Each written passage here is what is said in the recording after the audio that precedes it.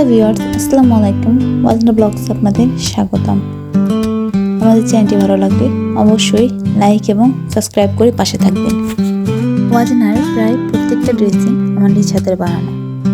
জানি না আপনাদের কাছে কেমন লাগে, বাট আমার কাছে আমার মেয়ের জন্য জামা বানাতে খুব ভালো লাগে। আজ আমি ওয়াজনার জন্য ব্ল্যাক কালারের ভিতরে একটি নতুন ড্রেস বানাবো। ভাবলাম আপনাদের সাথে একটু শেয়ার করি, তাই এই ব্লগটা করা। আশা করি আপনাদের কাছে ভালো লাগবে। প্রথমে বডির কাপড়কে 4 ভাঁজ করে নিয়ে পরিমাণ মতো কেটে নিলাম ওয়াজনার মাপে। সেলাইয়ের জন্য একটু বাড়তি কাপড় রেখে আমি একটি লাইন করে নিলাম।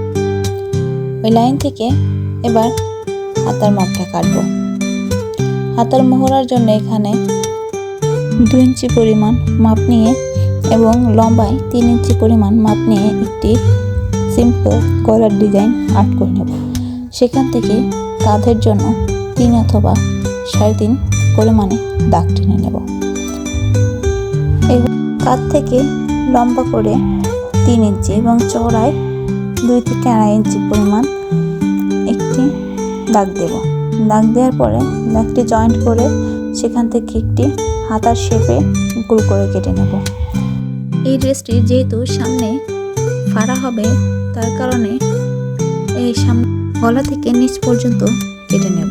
কেটে আলাদা করার পরে এখন আমরা গলার ডিজাইন করব।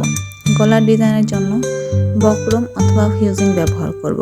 বক্রম অথবা ফিউজিং ব্যবহার করে গলার শেপটা কেটে নিয়ে তার থেকে কিছুটা অংশ বক্রম অথবা পেস্টিংয়ে বাকি রেখে একটি গলা করে নেব।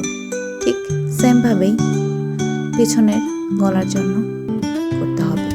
পিছনের গলা যেহেতু ছোট হবে, তাই পিছনের গলার জন্য একটু কম পরিমাণে লম্বা মাপ দিয়ে ঠিক আগের মতোই বক্রমের উপর আবার গলা ড্র করে নেব।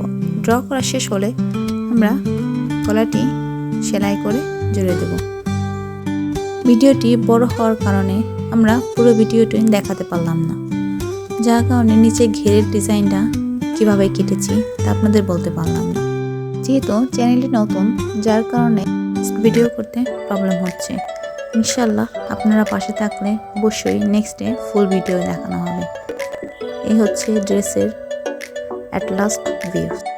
আপনাদের কাছে কেমন লাগলো জানাতে ভুলবেন না। ভিডিওটি ভালো লাগলে অবশ্যই আমাদের সাথে থাকবেন। আমার ওয়াজনা করি ড্রেসটি পরে মাশাআল্লাহ খুব খুশি।